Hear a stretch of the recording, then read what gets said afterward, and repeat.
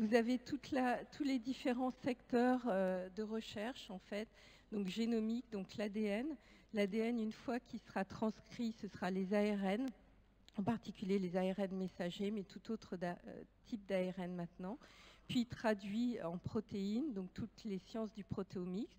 Et puis, on appelle aussi le métabolisme, métabolomics, en fait, tout ce qui concerne les réseaux fonctionnels ou les systèmes biologiques des différentes protéines.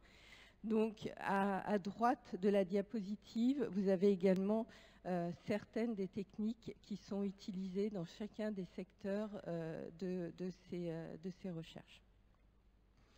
Alors, on a en fait la même méthodologie qui est appliquée aux différents pathologies psychiatriques. La schizophrénie étant la pathologie psychiatrique qui a été la plus étudiée parce que les consortiums se sont créés très vite pour étudier cette pathologie.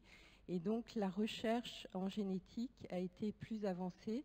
Donc, comme modèle pour ce topo, je vous ai mis principalement les recherches en génétique de la schizophrénie, mais elles sont applicables maintenant aux autres pathologies avec les mêmes méthodologies. C'est toujours le même raisonnement. Et vous verrez qu'il y a beaucoup, en fait, de chevauchement dans les résultats au niveau des troubles neurodéveloppementaux. Donc, n'hésitez pas à m'interrompre au cours du topo ou à poser des questions. Donc, on va partir de l'ADN génomique. Donc, quand on veut parler d'une pathologie quelconque et qu'on cherche l'étiologie, donc l'étiologie, elle devrait expliquer dans une pathologie beaucoup de choses. Alors, pour la schizophrénie, on devrait expliquer à la fois la symptomatologie clinique, les modèles d'héritabilité, c'est-à-dire que, par exemple, chez des jumeaux qui partagent le même patrimoine génétique, ils ont un taux de concordance pour la maladie de 50%. Pour les troubles du spectre autistique et l'autisme, c'est également les taux de concordance qu'on retrouve plus récemment, notamment dans l'étude d'Almeyer à l'université de Stanford. L'âge de début, donc les similitudes et les différences avec d'autres troubles psychotiques, et également en fait toutes les hypothèses biologiques qui ont été faites, notamment les hypothèses dopaminergiques, les anomalies neurodéveloppementales avec la schizophrénie comme trouble du neurodéveloppement, etc.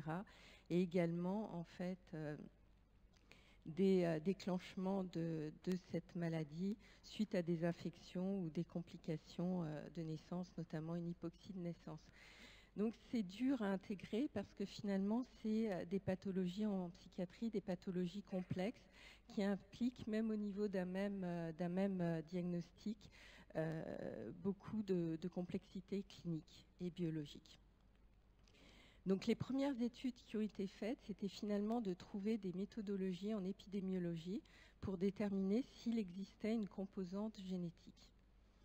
Alors les classiques, le schéma classique, ça a été d'abord de regarder s'il existe une agrégation familiale des cas de schizophrénie, mais bien entendu vous pouvez l'adapter aussi au cas dans des troubles du neurodéveloppement, c'est-à-dire est-ce que finalement on retrouve dans certaines familles plus de cas de cette pathologie que dans la population générale.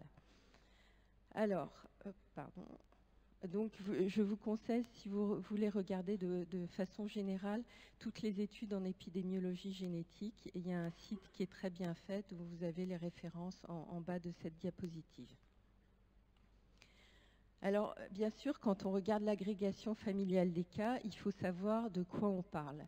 Donc, comment on définit finalement le phénotype clinique. Alors, quand les études d'agrégation familiale se sont faites, d'abord avec Katie Seymour, qui a beaucoup travaillé sur la schizophrénie, il a remarqué qu'il y avait un spectre strict de la pathologie, c'est-à-dire qu'on retrouvait à la fois des troubles schizophréniques et des troubles schizoaffectifs. Et puis, il y avait un spectre plus large de pathologies qui était retrouvé plus fréquemment dans les familles avec schizophrénie que dans la population générale.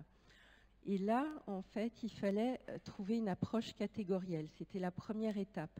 C'est-à-dire que pour pouvoir faire des études à large échelle et pour pouvoir discuter de façon internationale d'un pays ou à un autre, il fallait qu'on soit d'accord sur le même diagnostic. Donc c'est comme ça que les critères diagnostiques se sont mis en place afin de parler de la même pathologie. Plus récemment, dans le DSM-5, pour ce qui concerne la schizophrénie et les autres troubles psychotiques, finalement, quand on parle d'épisodes psychotiques, on retrouve des caractéristiques, c'est-à-dire qu'il faut au moins avoir dans un des 5 domaines ou plus, en fait, les domaines, les dimensions cliniques que vous voyez, délire, hallucination, etc. Et également, on retrouve toute cette notion de spectre de la schizophrénie dans l'approche catégorielle. Dans les troubles neurodéveloppementaux, également, quand on regarde en fait l'agrégation familiale des cas, eh bien, ce qu'on retrouve, par exemple, il n'est pas rare, encore une fois, dans les cas familiaux qui représentent une partie mineure de l'ensemble des cas. Pour les troubles du spectre autistique, eh ben, on peut retrouver aussi certaines formes de troubles spécifiques du langage oral, comme les dysphasies. Donc, c'est vrai que après, il y a toute cette grande catégorie du DSM pour les troubles neurodéveloppementaux, et on peut se poser la question d'un continuum de gravité, et je vais revenir plus tard sur cette notion. Donc après, la deuxième partie, c'est que finalement, quand on parle d'une agrégation des cas, le nom de famille, c'est une agrégation de cette donnée dans les familles, et pourtant, ce n'est pas génétique. Donc, il a fallu faire des études de jumeaux, d'enfants de jumeaux et d'adoption, afin de déterminer la composante qu'on appelle dans les maladies complexes de prédisposition génétique et la distinguer de facteurs environnementaux. Et peu à peu, ces études de jumeaux donc, qui ont été faites, donc encore une fois, dans la schizophrénie, on retrouve un taux de concordance chez les jumeaux monozygotes, donc avec le même patrimoine génétique de 40 à 60% en fonction des études, alors que les dizygotes, qui sont comme les frères et sœurs, le taux de concordance est de 10 à 16%. Donc taux qu'on retrouve en fait également chez les autres apparentés de premier degré, donc les frères ou sœurs ou les parents. Et puis, il y a eu des analyses de ségrégation afin de déterminer un modèle de transmission pour ces études en génétique et pour savoir comment étudier. Donc ça, c'était les premières étapes. Définir l'héritabilité qui est de l'ordre de 70 à 80% dans les études de jumeaux et qui est estimée à partir des familles informatives de Suède de l'ordre de 64%. Donc, et ça, c'est un modèle qui est applicable quasiment à l'ensemble des troubles psychiatriques, c'est-à-dire c'est des syndromes à hérédité complexe. Donc, une fois qu'on a fait un diagnostic clinique, ce qu'on remarque, c'est qu'il y a une hétérogénéité génétique, donc c'est-à-dire que des anomalies associées à différents gènes peuvent donner des symptômes similaires, et il y a une polygénécité. Alors, la conception actuelle, c'est plus de penser qu'il faut le concours de multiples gènes qui est nécessaire au développement du ou des syndromes. C'est-à-dire qu'on est plus maintenant dans cette conception à des centaines ou des milliers de gènes, alors qu'il y a encore 10 ans, avant que les méthodes en biologie moléculaire explosent, on pouvait encore s'interroger de plusieurs gènes, en fait, entre guillemets. Là, on parle de multiples gènes, et on va voir pourquoi.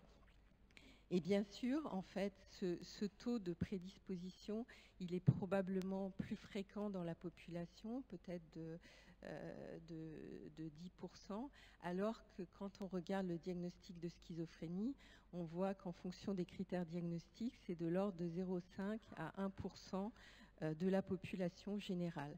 Donc il y a le concours de facteurs environnementaux qui peuvent être biologiques, ça peut être le concours d'une infection virale au moment de la grossesse, du deuxième trimestre de la grossesse. Ça peut être des facteurs hypoxie à la naissance, ça peut être une radiothérapie. Bref, il y a beaucoup de facteurs aussi. Ça peut être des stress induits au cours de la vie. Il y a beaucoup de facteurs environnementaux et je ne suis pas exhaustive pour la liste parce qu'il y en a vraiment beaucoup qui déclenchent après un seuil de susceptibilité le phénotype.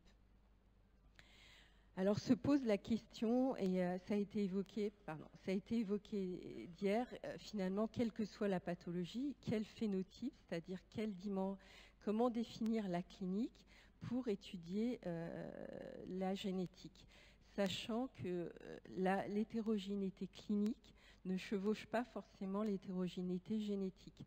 C'est-à-dire quand on parle de critères standardisés, oui, on a des critères standardisés, mais ces critères standardisés n'ont pas de validité biologique pour le moment, et on va voir pourquoi. Donc il faut comprendre quelle est la validité biologique, quels critères il faut définir pour cette validité biologique.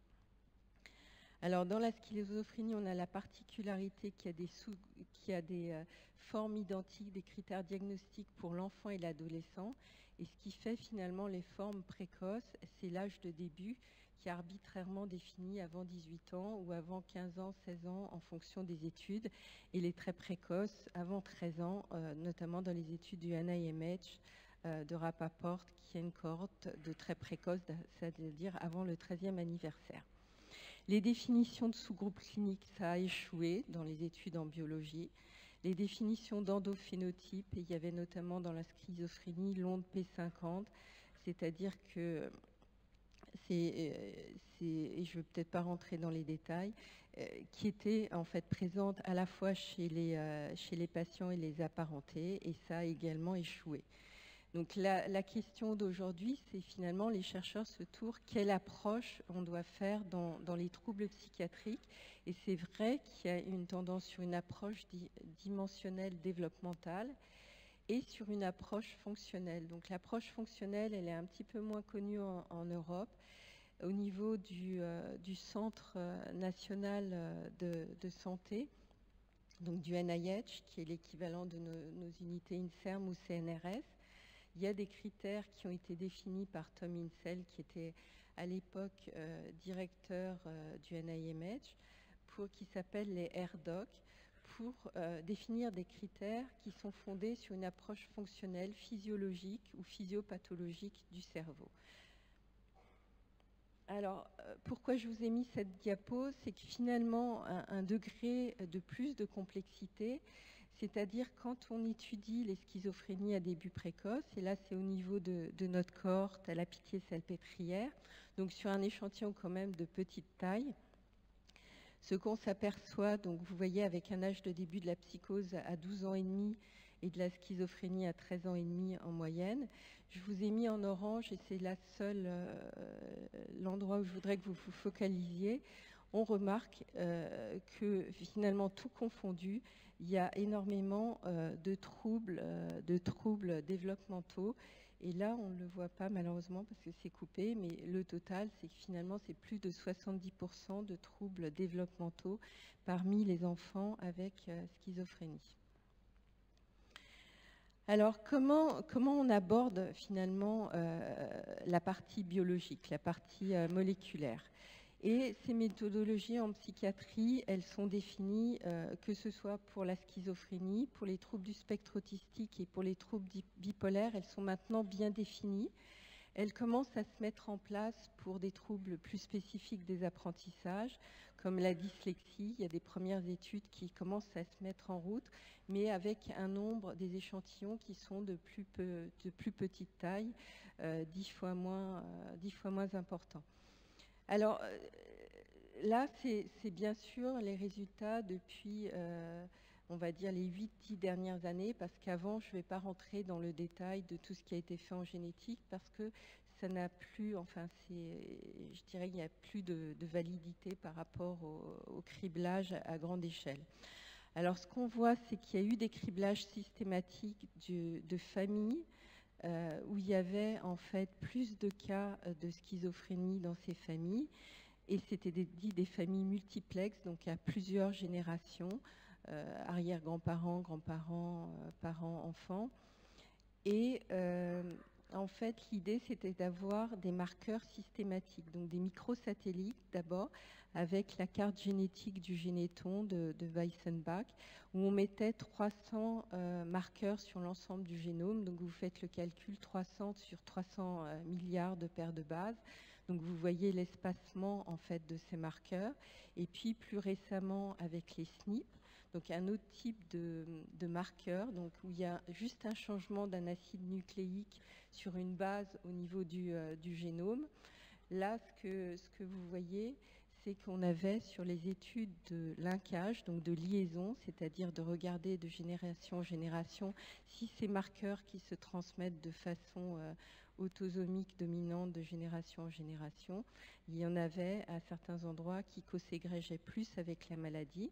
Et là, il y avait 5000 marqueurs. Donc ça, c'était encore en 2009 avec les familles informatives. Et puis, préalablement, il y avait l'étude de gènes candidats par analyse d'association dans des populations, donc population cas témoins, ou alors des triades, c'est-à-dire l'enfant comparé aux parents, c'est-à-dire les allèles qui étaient transmis versus les allèles non transmis, par analyse de liaison. Et là, je vous ai mis... Ah, ça sort mal. Je ne sais pas pourquoi. Ah, voilà. Donc, il y a un site web que vous pouvez regarder qui est un peu aussi, qui n'a pas été mis à jour parce que les études d'association d'un gène candidat sur une petite population, il y a de moins en moins d'études.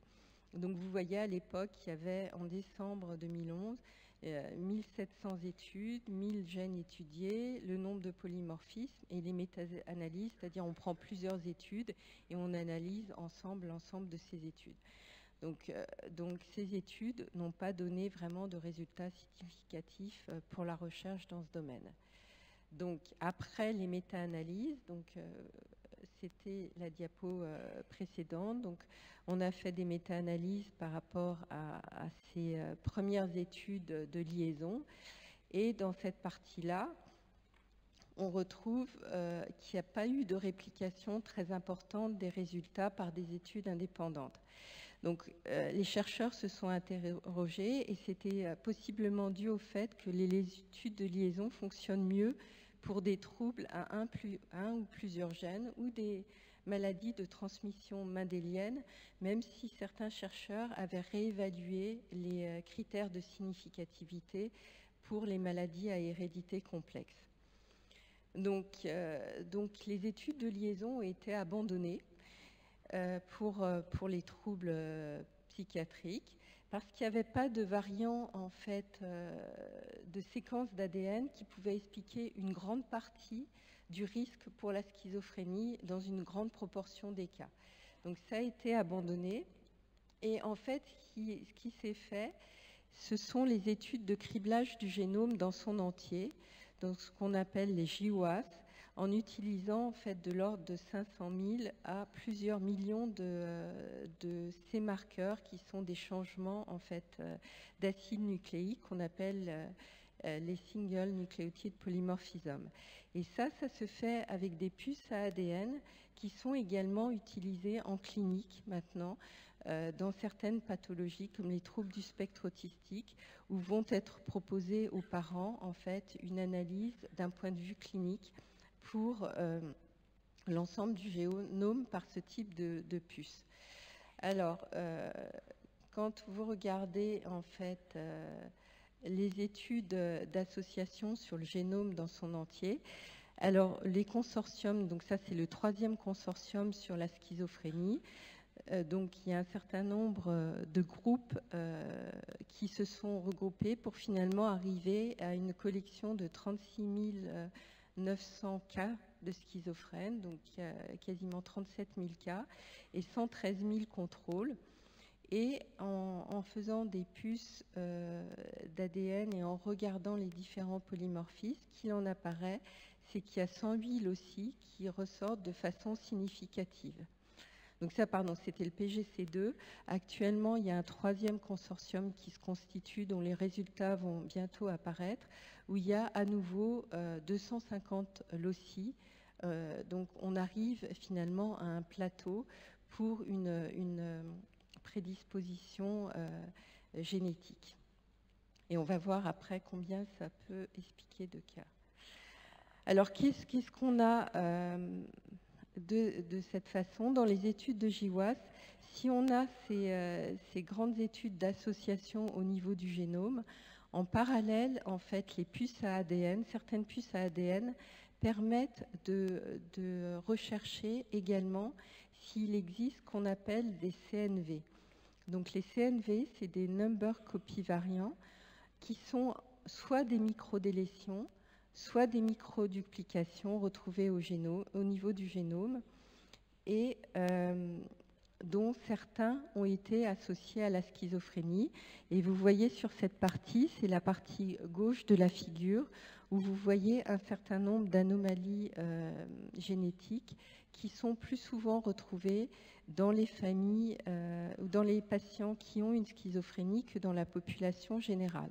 De l'autre côté de la figure, vous voyez finalement en fait une enclave à la figure où ces CNV sont des variants à haute pénétrance qui se transmettent en fait de façon autosomique dominante une fois qu'ils sont apparus chez un porteur. Et de l'autre côté, vous avez des variants communs dans la population générale, c'est-à-dire des variants très fréquents que tout le monde porte, mais finalement c'est la combinaison de ces variants qui va faire qu'au bout d'un moment, on atteint le seuil de prédisposition. Donc, et vous voyez la fréquence allélique de ces variants, elle est de 10%, alors que dans l'autre extrême, c'est-à-dire sur la gauche de cette enclave, vous avez en fait ce qu'on appelle des maladies rares parce que la fréquence est très faible dans la population générale. Alors, ces copies number variants, de façon plus concrète, donc c'est des petits bouts de l'ADN avec une différence dans le nombre de copies. Donc, comme je vous l'ai dit au début, on est un organisme diploïde, donc c'est-à-dire qu'il y a 2 sets de paires de chromosomes. Et dans cet organisme diploïde, on a tous des CNV de quelques paires de bases à quelques, alors moins des mégabases puisque ça devient pathogène, mais on en est porteur. Et donc ces CNV, c'est soit des lésions, et vous voyez sur la figure de gauche, en fait, une cassure dans le chromosome, donc c'est la partie rose, et une fois qu'il y a cette cassure, et bien le bras long du chromosome, il est réduit.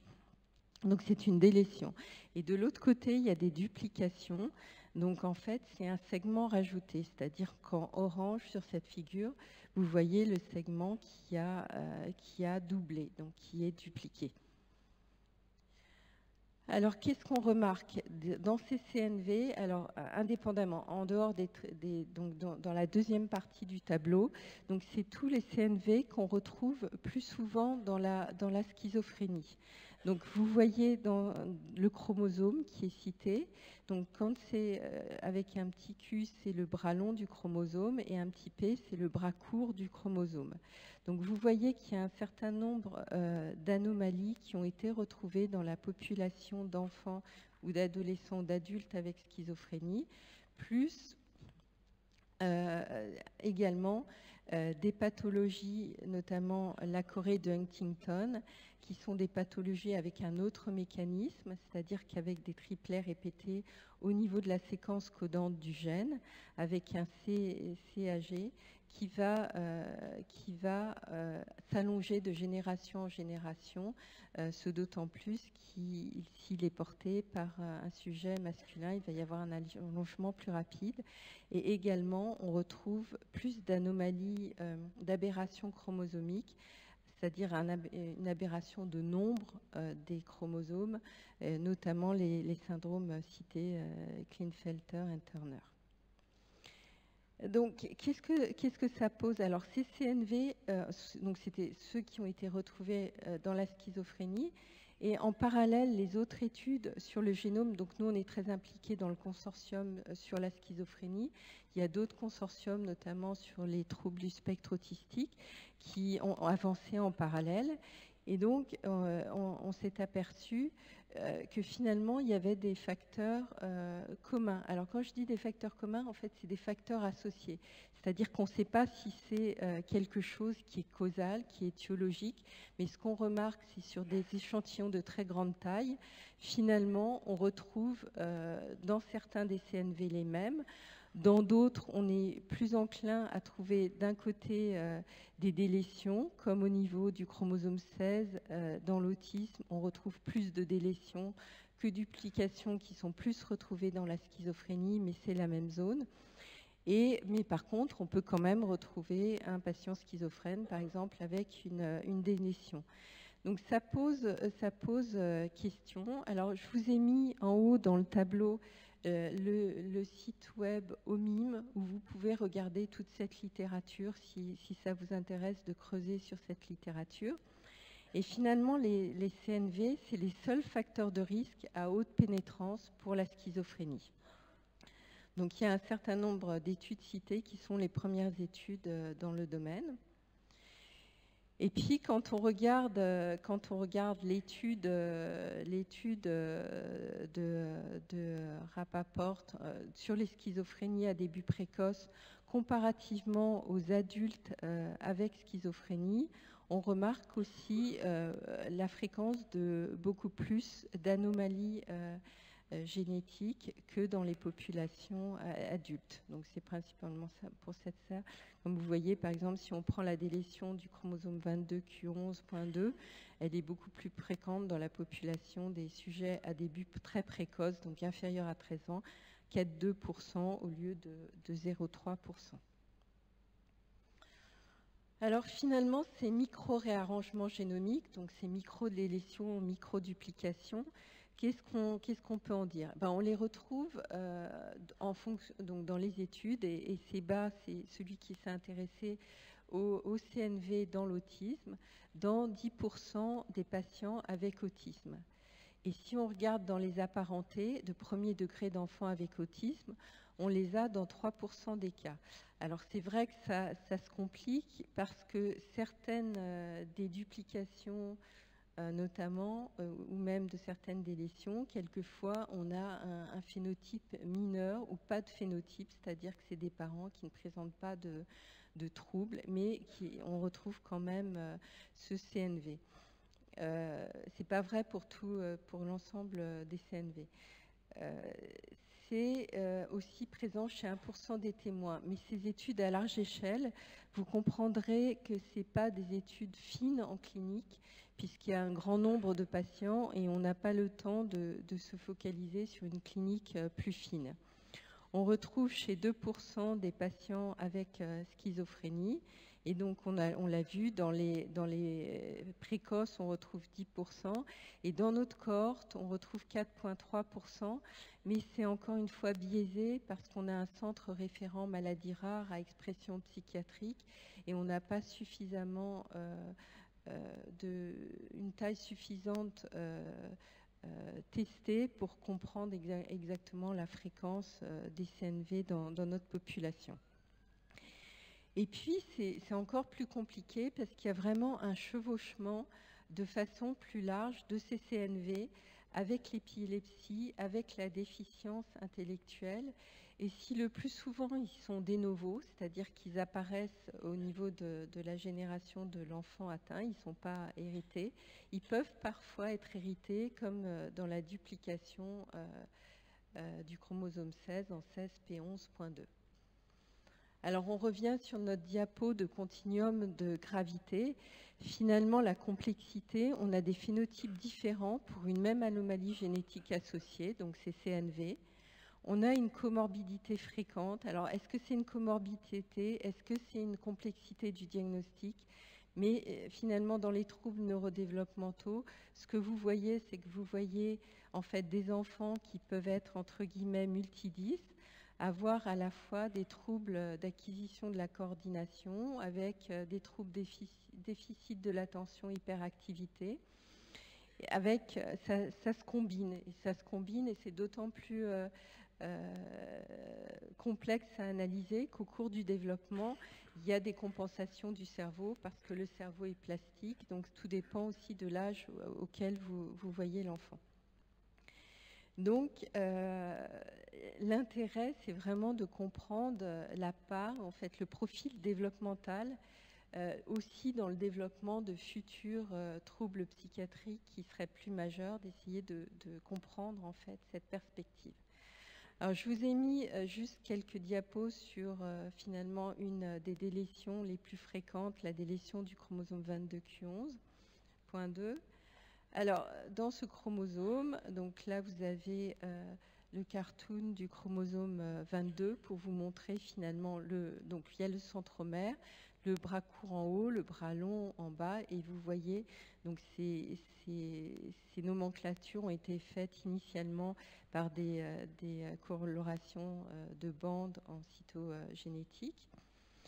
Alors ce syndrome, en fait, cette délétion du 22, elle a eu un petit peu tous les noms initialement parce que c'était des patients qui avaient une pathologie polysomatique. Donc ils pouvaient être vus en cardio, ils pouvaient être vus en ORL, ils pouvaient être vus en psychiatrie. Donc chacun finalement y allait de son nom pour finalement qu'on s'accorde à dire aujourd'hui par rapport à la localisation chromosomique, en fait, des lésions du 22q11.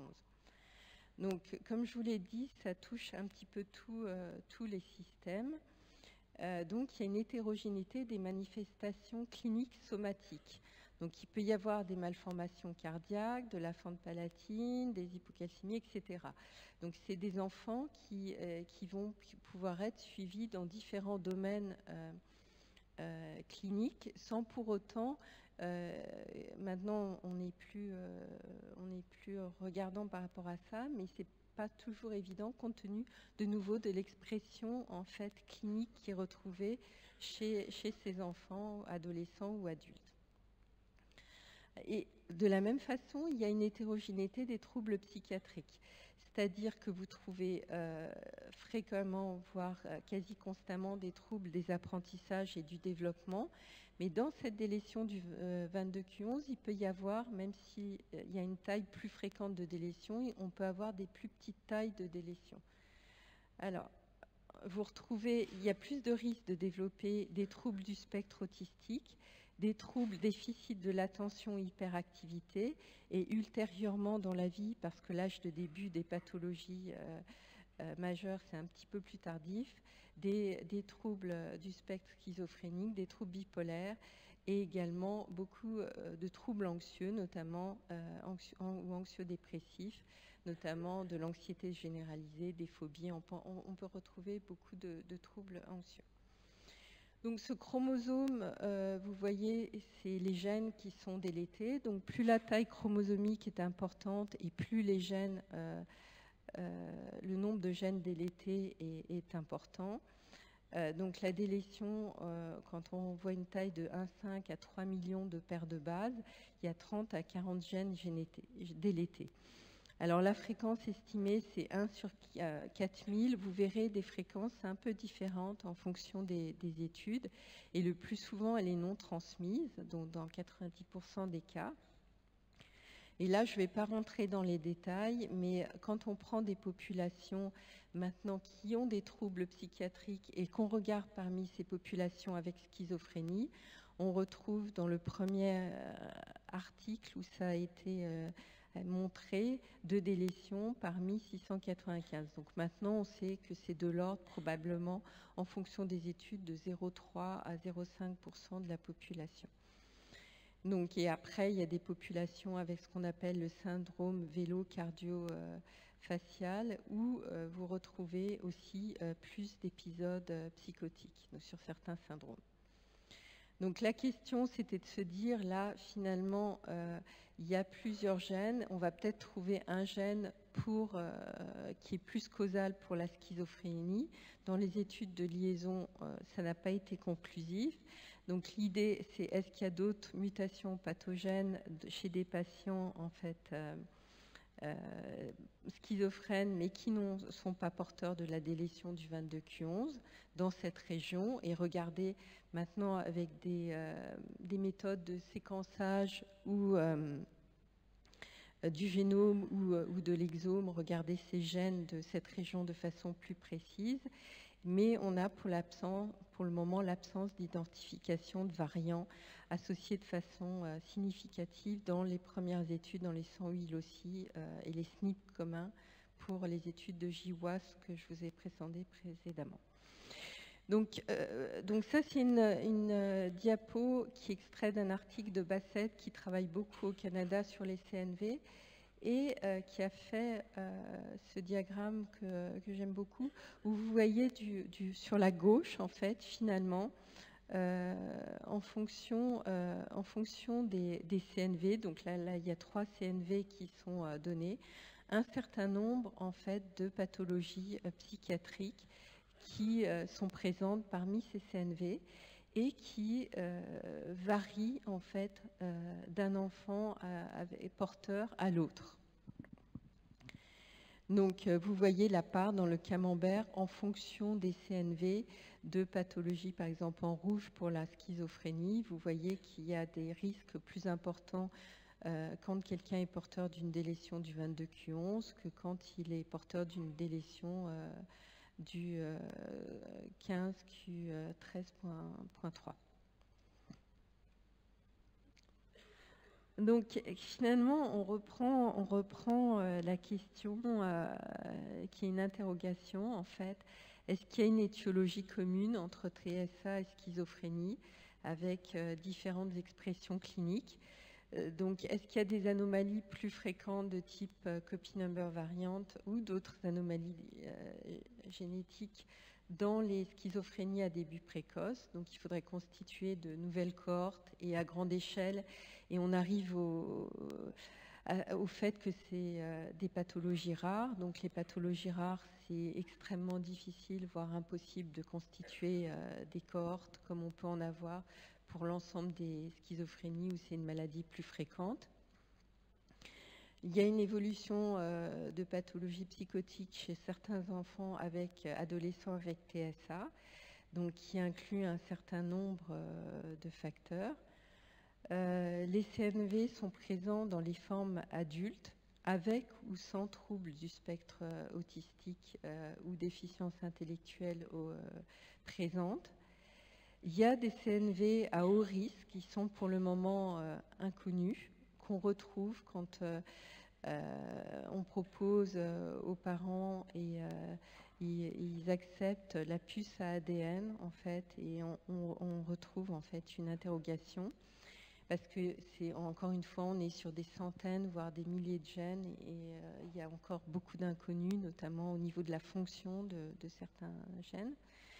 Les SNP fonctionnels, il y a certains changements uniques donc d'acide nucléique au niveau du génome qui, par ce changement, vont créer ce qu'on appelle des polymorphismes fonctionnels avec un impact sur la transcription du gène, sur des fonctions du gène qui sont inconnues et on peut les penser à haut risque.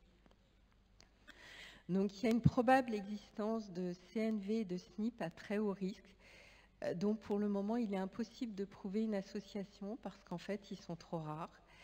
Et c'est vrai que ça deviendrait plus clair si on avait une meilleure compréhension des effets fonctionnels des variations de l'ADN. Mais pour le moment, je dirais que la technologie est allée très très vite avec la multiplication des puces très résolutives, le séquençage à large échelle, à haut débit au niveau du génome dans son entier. Il y a l'émergence en fait de nouvelles entités biologiques et il faut comprendre ce qui se passe. Et puis également revenir à la physiologie et avoir de meilleures mesures physiologiques. Donc ça peut être des mesures sur la densité synaptique en imagerie ou des propriétés fonctionnelles des synapses. Donc une diapo rapidement sur les études aussi qui continuent, indépendamment de ces GWAS. Maintenant, il y a les premières études de séquençage qui commencent à apparaître, d'abord sur le Wool exome, donc c'est les parties codantes du génome.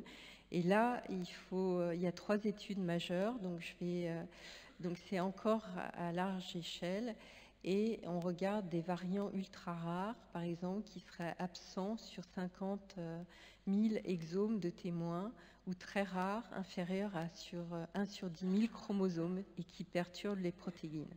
Donc on a une augmentation significative de ces variants rares dans la schizophrénie, et notamment dans certains domaines, c'est-à-dire sans vraiment comprendre le détail de ce tableau, on voit qu'il y a plus de variants rares qui ont un rôle dans les synapses. Et on voit aussi plus de variants dans certaines familles de canaux calciques voltage dépendants. Et encore une fois, du coup, quand on regarde ces variants rares, il y a à nouveau un chevauchement avec les gènes associés dans la déficience intellectuelle et dans les troubles du spectre autistique. Donc jusqu'à présent, tous ces variants communs semblent jouer un rôle plus important. Et encore une fois, il y a une nécessité de très grand nombre pour prouver une association avec des variants uniques rares, et ce n'est pas évident. Donc on a conscience de cette incapacité pour le moment à le faire, et aussi du coût de la recherche dans ce domaine. Alors là, je vais peut-être passer assez vite parce que c'est les résultats qui ont été évoqués avec les associations de CNV. Alors à noter quand même qu'il y a un seul gène, la neurexine 1 en anglais ou la neurorexine en français. Il y a un CNV qui affecte un des gènes, et c'est celui-là qui est également retrouvé dans l'autisme. Donc là, je vous ai dit, donc il y a des effets polygéniques mineurs qui peuvent être mis en évidence, ça, on confirme ça, et on voit un certain nombre de régions chromosomiques qui sont associées, chacune avec un effet mineur. Pardon. Alors, on est dans un point tournant dans notre compréhension de facteurs de prédisposition génétique pour la schizophrénie. Il y a un grand nombre de SNP communs qui contribuent pour la majeure partie au risque génétique de la schizophrénie, et c'est également la conclusion qu'on peut avoir sur l'autisme. Donc pour la schizophrénie, identifier des facteurs spécifiques, identifier des réseaux connectant des sous-ensembles de SNP, le questionnement sur la récurrence des résultats qui mettent ces facteurs de risque communs. Des CNV qui ont des effets majeurs, on l'a vu, c'est à haute pénétrance, et qui permettront de comprendre certains mécanismes étiologiques. Des études physiologiques qui pourront se mettre en place, notamment en utilisant des cellules souches pluripotentes qui pourraient être induites, notamment sur une voie plus neuronale, des modèles animaux, mais dans ces cellules humaines, des travaux sont en cours sur certains CNV pour comprendre en fait finalement sur une cellule quels sont les gènes et protéines exprimés. Et puis la place des nouveaux traitements de stratégies de prévention. Alors si on regarde ça dans l'ensemble, en fait, si on combine tous les variants qu'on a pour la schizophrénie pour le moment, c'est-à-dire les SNP, les autres variants, les CNV communs, les insertions des lésions de petite taille, en fait, c'est probablement responsable de 25% du risque de schizophrénie. Mais si vous vous rappelez une des premières études, notamment les études de l'héritabilité dans la population suédoise, où le taux était d'au moins 65% d'héritabilité, alors le reste des effets pourrait être dû à des interactions entre ces variants communs. Pas forcément de nouveaux variants, mais des interactions, et qui ne sont pas détectés, même s'il y a des statisticiens qui travaillent sur des modèles pour détecter ces variants, on n'a pas le pouvoir statistique de comprendre les interactions à l'heure actuelle. Et bien sûr, il va y avoir des variants rares, puisque c'est un petit peu un puzzle. Donc il y a encore comme je vous l'ai dit, des centaines ou probablement des milliers de variants qui vont apparaître et qu'il faudra pour lesquels puisqu'on n'aura pas les études d'association à grande échelle, comprendre la fonction que ça peut avoir et probablement la comprendre de façon plus large avec d'autres pathologies psychiatriques ou dans le domaine de la médecine. Alors la protéomique, c'est plus compliqué et je vous ai fait que quelques diapos parce qu'en revoyant la littérature, finalement, ça n'a pas beaucoup avancé en termes d'application pour les troubles psychiatriques. Ce qu'il faut savoir, c'est qu'un protéome, et encore c'est tellement vaste la biologie intégrative, c'est-à-dire je ne vous ai pas parlé de transcriptomique, ni de toute l'épigénétique avec les méthylations sur le génome, comme on peut voir dans d'autres pathologies. Donc on va se concentrer quelques minutes sur le protéome. Donc le protéome, c'est un ensemble de protéines. Donc ça, j'ai pris sur Wikipédia qui demande de citer la page, comme vous voyez en bas à gauche. Donc c'est un organe, un organisme. Et en fait, ce qu'on veut, c'est finalement extraire des protéines d'un échantillon qu'on va prendre, c'est-à-dire une culture cellulaire, mais ça peut être, donc pour la schizophrénie, on va faire un prélèvement sanguin, extraire les lymphocytes et extraire les protéines des lymphocytes.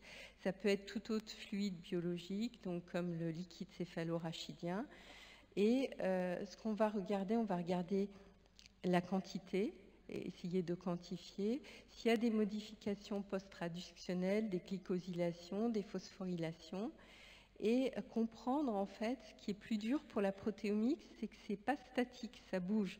Donc il faut comprendre les variations des taux d'expression en fonction du temps. Donc ça peut être comprendre entre un premier épisode psychotique et puis quand l'enfant est en rémission, comprendre en fait entre les deux protéomes et les comparer pour voir s'il y a des protéines plus exprimées. Donc ça peut être aussi l'étude des interactions avec d'autres protéines, mais on peut utiliser aussi avec l'ADN ou l'ARN ou d'autres substances. Et puis il y a la protéomique fonctionnelle, l'étude de chaque protéine et structurale pour les études la structure primaire, secondaire ou tertiaire. Donc il y a un certain nombre de méthodologies. Je ne vais pas toutes les détailler, mais ce qu'il faut savoir, c'est que ça se divise en expression du protéome et fonction d'un protéome donné, avec notamment ce que je vais insister sur tout le développement de la spectrométrie de masse, avec notamment par rapport aux utilisations cliniques récemment un prix Nobel sur 3 chimistes, dont 2 travaillaient sur la spectrométrie de masse. Pourquoi? Parce que ça peut avoir des applications cliniques qui sont pour le moment plus pour la cancérologie, où il y a un taux de protéines qui est plus important quantitativement exprimé. Alors par exemple, qu'est-ce que ça peut être ces exemples? Donc on est dans un autre domaine. Donc vous voyez sur ce que j'appelle la gold plate, donc c'est une plaque donc en métal sur laquelle on va poser une section de tissu et sur laquelle on va en fait mettre un composé chimique qui va permettre une ionisation douce au niveau de ce tissu. Et donc, vous voyez, quand on pose le produit chimique, petit à petit, ça va co-cristalliser avec les protéines du tissu.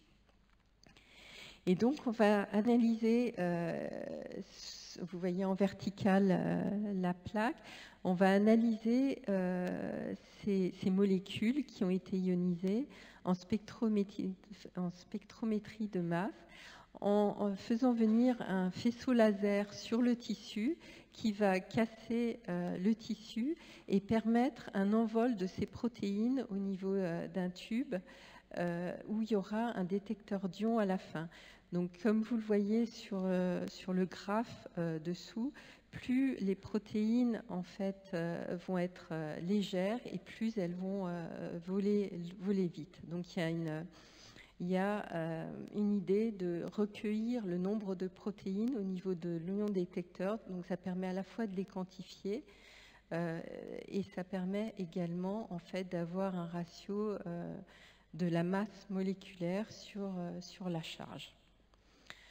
Une autre façon de voir les choses, c'est que finalement de se dire ces méthodes où on va faire du profil de protéines, on va avoir dans un tissu donné un certain nombre de pics, dont chaque pic va correspondre à un état, à une protéine ou un état de protéine. On va avoir en fait des données brutes avec, on pourra comparer un protéome d'un tissu donné ou d'un liquide donné à un autre protéome. Mais dans la schizophrénie ou dans les maladies mentales, ce qui est compliqué, c'est qu'on n'a pas une surexpression d'une protéine donnée. Donc pour le moment, on est limité dans ce type de technologie parce qu'il y a certaines protéines très... Si vous étudiez par exemple le plasma, et on le reverra, il y a l'albumine qui prend tout le plasma, donc il faut extraire l'albumine dans un premier temps, et on n'a pas probablement une quantité suffisante de protéines exprimées dans la schizophrénie.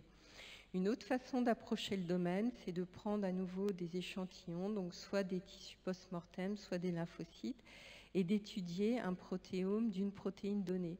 Donc de prendre par exemple, de se dire, on a cette protéine candidate, on va développer l'anticorps, et dans cet anticorps, on va essayer avec des billes sur lesquelles l'anticorps est fixé, d'agripper cette protéine avec toutes les protéines correspondantes. Et donc, on va faire des différentes techniques de spectrométrie de masse et de nouveau analyser cette fois-ci les peptides, parce que les protéines ont été digérées, et les peptides de ces protéines, et avec des logiciels en bioinformatique, analyser les protéines présentes dans le mélange et essayer de comprendre les interactions d'un protéome. Donc les limitations, c'est la conservation des échantillons, le type d'échantillon, le nombre de protéines, parce que si on a 22 000 gènes, il y a 100 000 à 1 million de protéines, des modifications post-traductionnelles qui compliquent, des nombreuses isoformes, le côté, on l'a dit, non statique, et pour le moment, la non-reproductibilité des résultats en psychiatrie. Et si vous voulez regarder certains articles. Il y a notamment Sabine Bahn à Cambridge qui a pas mal publié sur notamment la schizophrénie. Je vous remercie.